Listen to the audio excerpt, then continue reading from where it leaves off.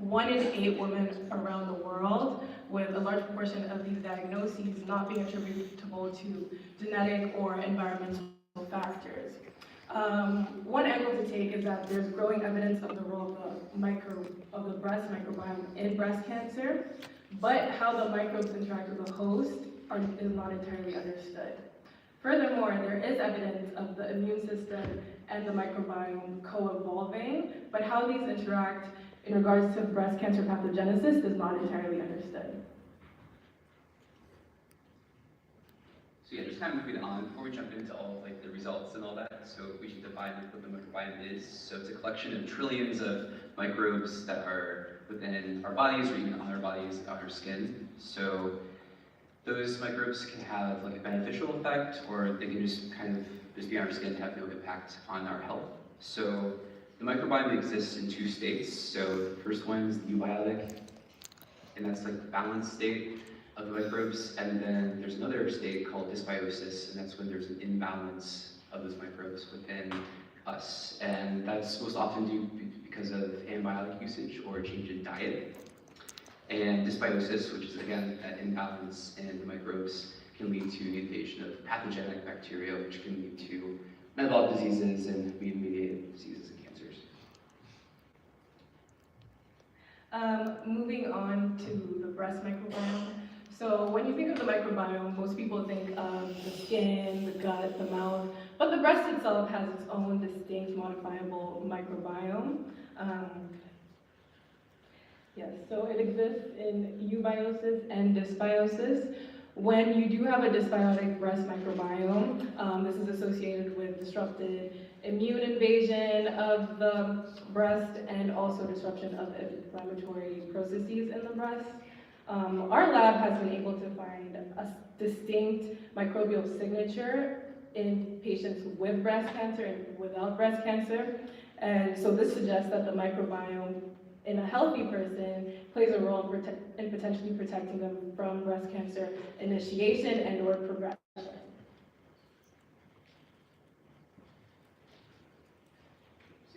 Just moving on to previous research conducted in our lab. So our lab looks at the breast tissue microbiome and its interaction with the human host. So we look at 4 tissue types. So these ones right here. First one is healthy. Next one is pre-diagnostic, so that is healthy tissue before formal breast cancer diagnosis. And then adjacent normal, so that's tissue that is next to a tumor in the sample. And then we have samples that are tumors themselves. So our work has looked at the composition and microbial function of those microbes and how it leads to a potential microbial signature that comes before the onset of breast cancer. So in the figure up here, we have the different tissue groups, so healthy, pre-diagnostic, adjacent normal, and tumor, and then the differing abundances of the microbial taxa along the y-axis here. So our work has shown that bacteria exhibit different functions within the breast, depending on if the tissue is healthy or if it's cancerous. Yes, so honing in specifically on the immune system and the breast microbiome, how the varying microbial signatures when you have breast cancer and when you don't have breast cancer interact with the host genome is not entirely understood. But there is evidence of the microbiome interacting with the breast tissue immune network. So we decided to investigate how the breast microbiome interacts with genes involved specifically in the breast tissue immune network, and this motivated our hypothesis. Yes, our hypothesis for this experiment was that we would see immune genetic variation and association with altered abundances of those microbial taxa, along with alpha diversity in the host, within the context of the breast microbiome. So moving on to methods. We had samples from 60 women who donated, well, we had samples from 45 women who donated 60 samples to the Susan G. Komen Tissue Bank at the Indiana University. And from their samples, we conducted whole genome DNA sequencing. And from there, we filtered our sequencing data to only include high-impact genes and genes with a quality score over 55. Previously in our lab, they conducted microbiome sequencing on these same tissue samples, and they were able to find specific ASVs, which are amplicon sequencing variants, which are DNA sequences that essentially act as DNA barcodes to specific microbial taxa. So they found these ASVs that were associated with cancer, and And from there, so we looked at the immune genes and ran linear regressions on those. So specifically those 4 tissue types, so H, PB, and T. And just a special note too, each of those groups had 15 samples each.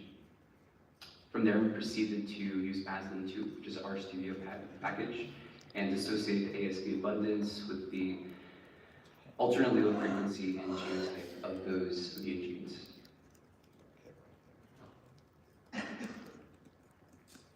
So as far as results, so we looked at 18 immune genes, so those are genes that had some sort of immunological function.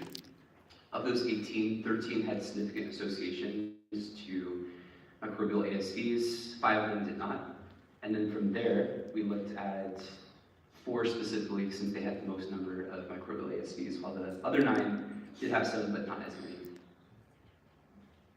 so our 4 genes are AKR1C3, which is a gene involved in prostaglandin synthesis.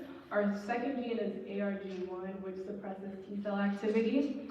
Thirdly, we have CCAM21, which is involved in T-cell activation. And lastly, PRAM1, which codes for a protein involved in the complement system.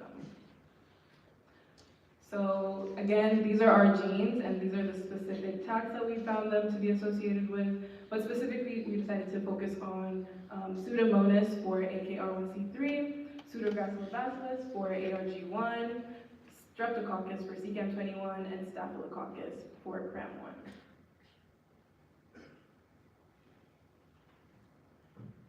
Yeah, so zooming in on those immune genes, those 4 focus genes. So we'll start with the AKR1C3 gene itself. So in the figure up here, you can see the alternate allele frequency of that gene, and then the Pseudomonas ASV15 abundance along the y-axis. So Pseudomonas itself is a bacterial genus that's been found to secrete anti-tumor molecules.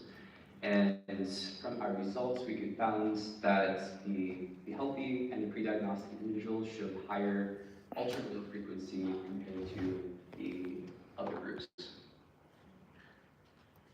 And then over here we have the genotype for AKR1C3.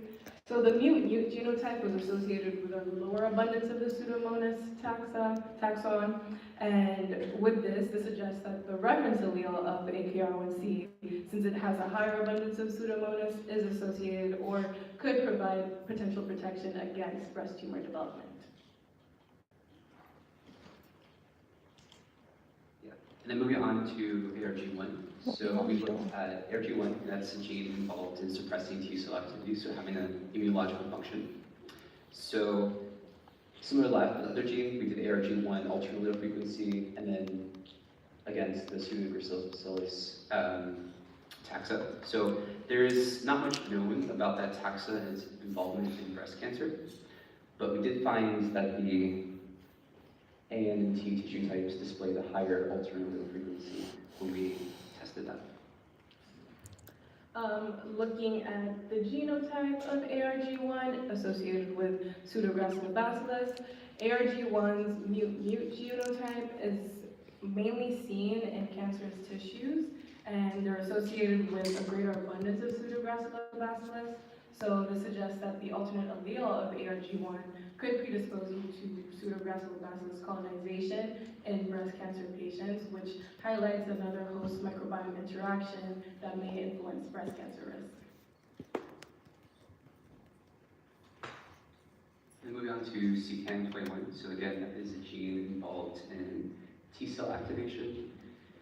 So we looked at that, the alternate allele frequency, and then the Streptococcus abundance. So Streptococcus itself is involved in cancer-associated samples, and in results we found that the PB, A, and T groups had higher ultra-allele frequencies compared to the healthy group. And then looking at genotype again, the Streptococcus abundance is greater in the mutated genotype.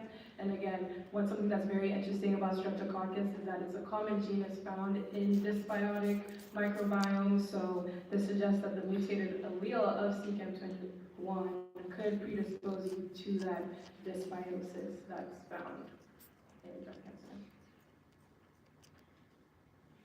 And moving on to PRAM1. So again, it's a gene involved in optimal neutrophil activity and immune cell function. So when we ran the ultra-allele frequency, we found that the H and PD tissue types showed higher ultra-allele frequency compared to the other groups.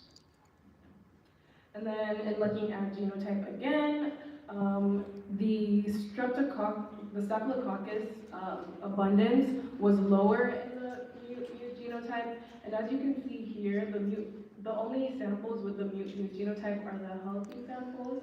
So this suggests that the mutated allele actually could reduce colonization of the breast tissue with Staphylococcus in healthy patients, showing again another host microbiome interaction that influences breast cancer.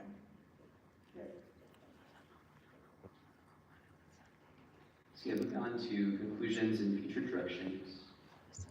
So of those 18 immune genes that we looked at, 13 of them had significant associations to the bacterial taxa. So our work suggests that certain bacteria are associated with genetic variation in the context of breast cancer.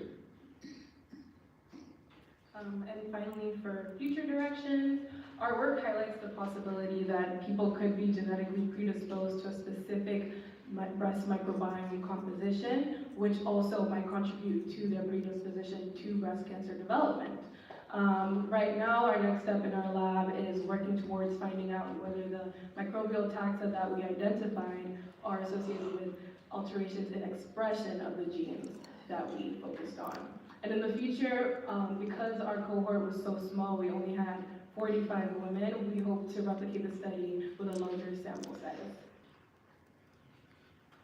And we just want to acknowledge and thank Dr. Steensma for leading our lab and being our mentor through every step of the way. I want to thank my fellow lab mates. I want to thank Joan too.